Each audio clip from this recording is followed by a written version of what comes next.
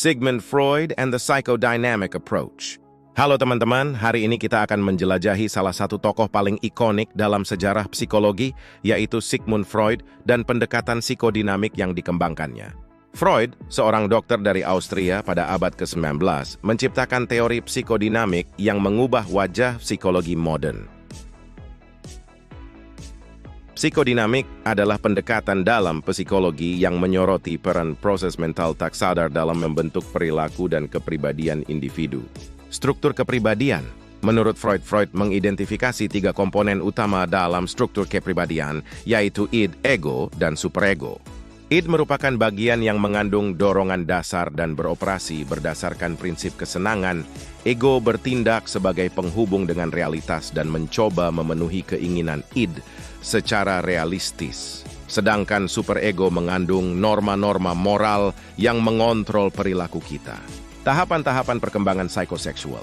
Freud mengembangkan teori tentang tahapan-tahapan perkembangan psikoseksual yang menurutnya mempengaruhi pembentukan kepribadian individu. Tahap pertama adalah tahap oral, 0-1 tahun, di mana bayi mendapatkan kepuasan dari aktivitas mulut, seperti menyusui. Tahap kedua adalah tahap anal, 1-3 tahun, di mana anak belajar mengendalikan dan melepaskan feses.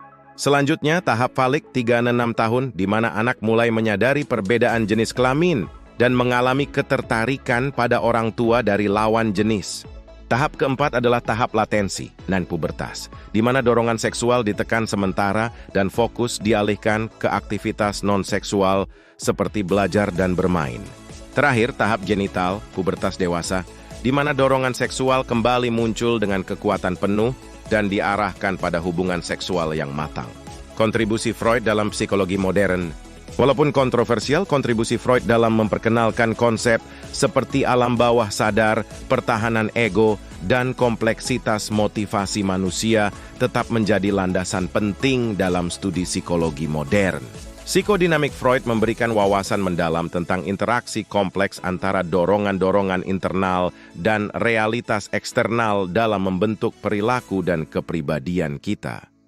Dengan demikian, memahami pendekatan psikodinamik tidak hanya memberikan wawasan tentang kompleksitas manusia, tetapi juga mengajarkan kita untuk lebih memahami diri sendiri dan bagaimana pengalaman masa lalu dapat memengaruhi perkembangan dan respons emosional kita dalam kehidupan sehari-hari.